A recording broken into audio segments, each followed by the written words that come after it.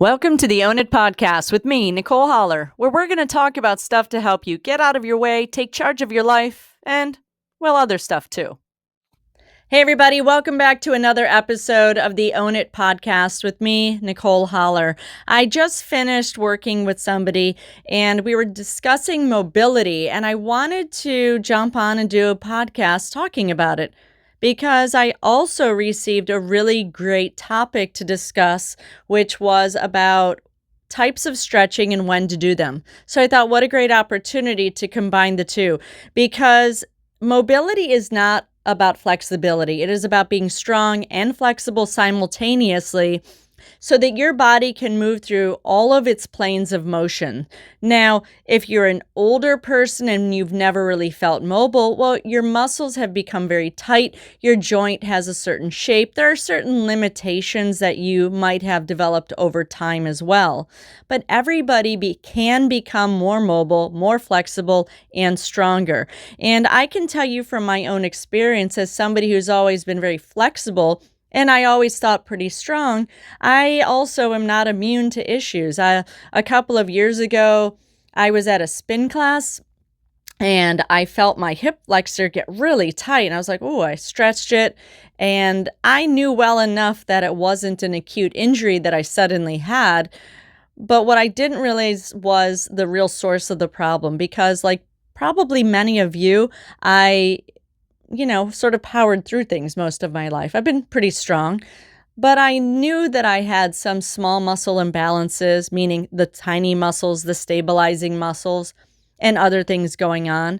And sometimes it is the straw that breaks the camel's back. It isn't a specific aggressive acute injury. We often joke that the worst of injuries aren't very good. They're, I slept wrong with my pillow, or I stepped off of a curb, or I had an injury once to my neck because somebody called my name and I turned my head too quickly while washing dishes. They can be silly. But when it comes to joint mobility, we're often talking about shoulders, hips, knees, and feet. I think that is mostly the experiences that I've had with people, low back, the major ones. Well, I want to tell you that all of these things have the ability to be remedied, meaning you have the chance and the ability to become more flexible and stronger. But it's important to understand the relationship between strength and flexibility of a joint. In order to be strong, you have to lift weights, but you also want to have flexible muscles even if they're strong. Now, if you don't have a lot of muscle, you might think, well, then I must be really flexible, and that's not really the case. In fact, that means you probably have muscle laxity, or I should say joint laxity. And what that means is that your joints are just weak and unstable. So most often people stretch when they feel pain. Well, pain might be coming from actually the pain experienced by a muscle that is being overstretched anyway, or you might be experiencing pain from a muscle which is actually tense and tight. Well, joint laxity, your muscles are tense and tight. And in fact, that was the case with me. Like my muscles were so tense and tight in order to protect my hip joints, because this hip flexor was working really hard and the other muscles were like, no, we don't want that. So they were tightening in order to fight back. I mean, it was bad enough for me that when I would lay on my right side to sleep, and the problem was on my left side would hurt. And if I laid on my left side, it hurt to lay on my left side. So if you're somebody who has hip pain from laying down and it's not specific to the joint or the bone, it may be from overstretching of those muscles surrounding the hip joints around the knee. I would sit at a dinner and I would just rub the palm down my leg because it hurt so much. And finally, I got some dry needling done to help really get in to the joint space where I couldn't really get with massage or trigger point balls or other means. And I did acupuncture as well, which is very similar, but of course different. So, another way that we might experience pain, other than the joint laxity and that overstretching of the muscle, is because the muscle's actually tight. But why is the muscle tight? Is it spasming back in order to combat a muscle imbalance? Because that's something that happens a lot as well. In fact, I had a client once, she had some pretty good muscle imbalances through her inner thighs and her glutes and the external muscles of the hip. She walked kind of duck-footed. She used to sit with her legs cross-legged even at work, and she said she did that because her inner thighs hurt all the time. And I said, "Well, knowing you, I don't think that it's that they're tight. I think it's that they're weak and they're being overstretched because your legs want to constantly bow outward." So the homework I gave her was I gave her this playground ball. And with that playground ball, I said, I want you to hold it between your knees for 5 to 10 minutes, 3 times a day. And of course, do some glute stretching so that she could help to relax those muscles so they weren't constantly pulling outward. And she's like, wow, this really helped. And she wasn't really in the pain she had even the next day. So that talks about the muscle imbalances. So again, we have joint laxity and we have muscular imbalances and creating that fight and that pull. Now, exercise that can help you when it comes to joint laxity are things like vinyasa yoga. Vinyasa is the kind of yoga that you might do with standing balance poses. Anything that's unilateral, meaning you're working one side and then the other side, because if you do things together, they feed off of each other and create a stability together. So you want your body to do that stability on its own. So vinyasa yoga, you might use things like balance discs, balance balls. Another thing I did with a client earlier was I put a band around the lower part of the right knee and I attached it to something on the right side of the body and said, let's do some squats. So you're doing a regular squat, but because of that slight external force, you have to pull your knee inward to maintain the normal knee to toe position. So those external forces can also help to create more strength in the joint in the case of joint laxity. The reality, though, everybody, is that everybody should be doing some type of mobility training when it comes to strengthening in that way. So if you're not currently doing it in your fitness routine, go for it. If that means you're standing on one leg doing lighter weight bicep curls, do it. But you want to make sure that you're stable and you aren't just fighting it the whole time. If you need to use some other tools in order to help you stabilize, that is okay. What's most important is we want to gain control over the joint, not just fight through it.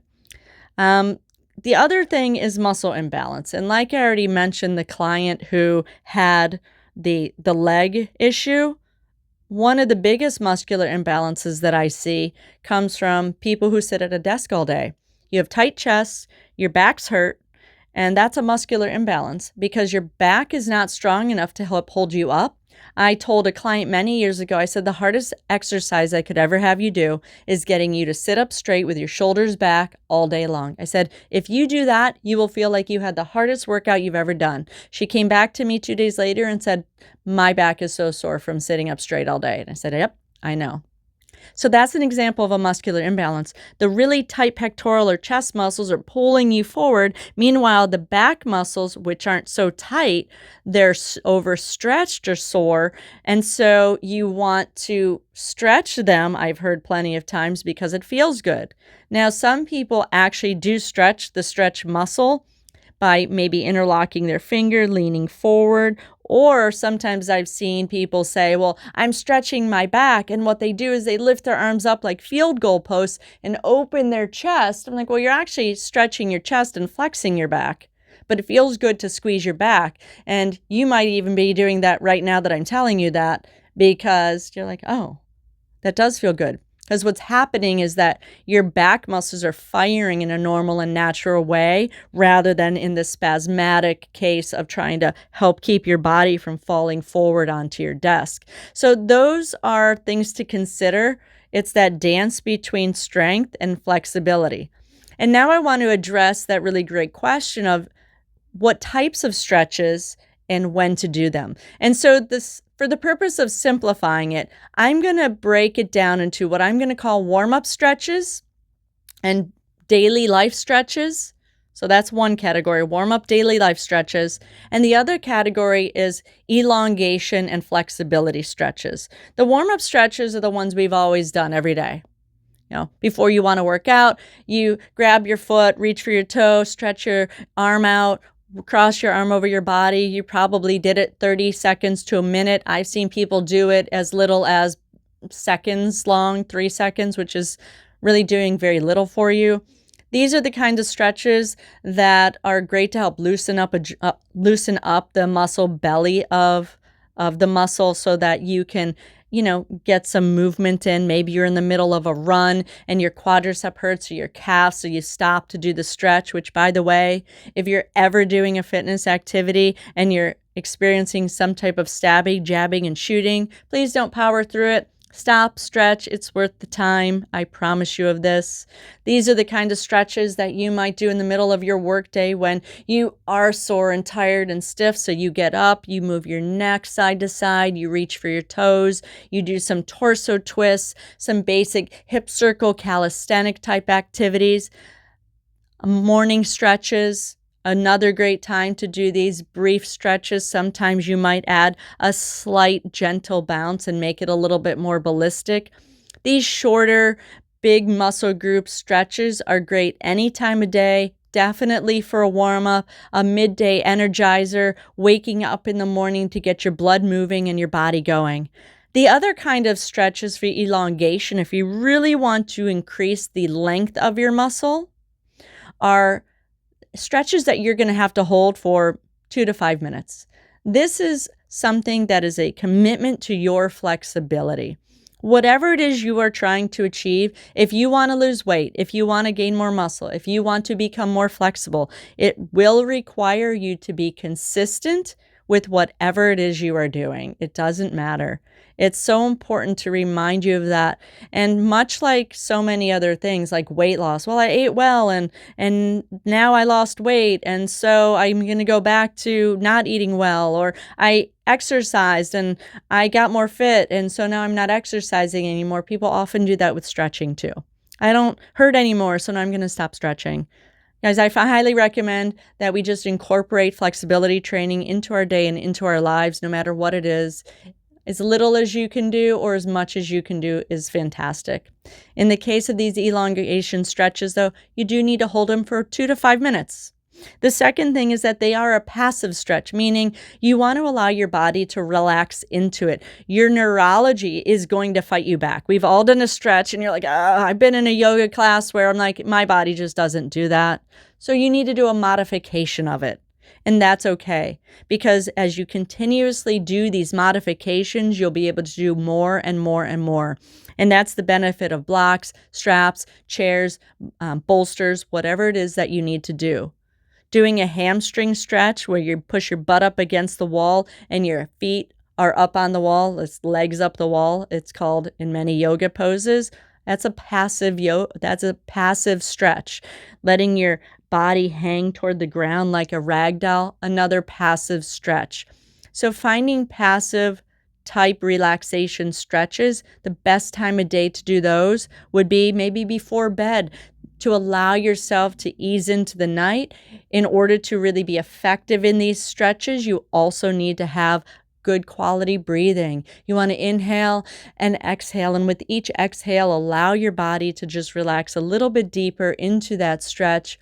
You'll find yin yoga and restorative yoga if you're looking for a practice to follow that is going to be more in alignment with this type of flexibility training. So 2 to 5 minutes, passive stretching. Use your breath to allow yourself to ease into the position.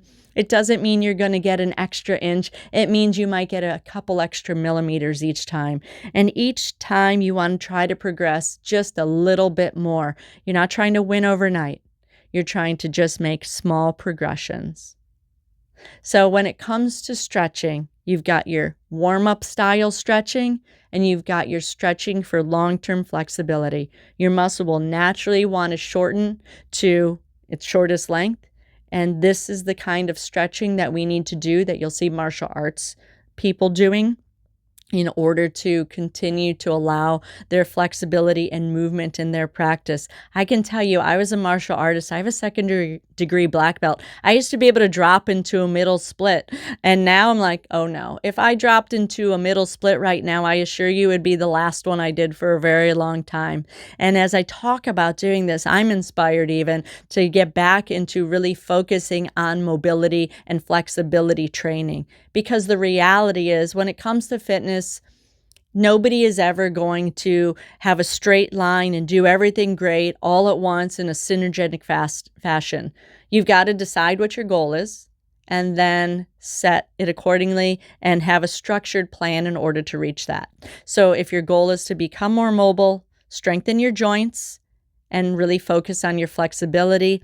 If you want to have more flexibility because you want to improve your posture, get rid of shoulder, back, chest, hamstring pain, then really decide that you are going to incorporate a flexibility training program into your life. You can absolutely do it. It's just about making time for yourself.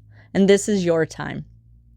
Thank you guys for being here at this podcast. If you liked it, go ahead and give it 5 stars. And of course, follow it so you can continue to get updates of when I post again.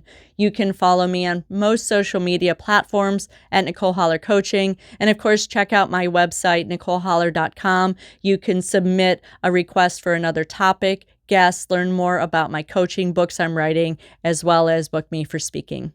Thanks, guys.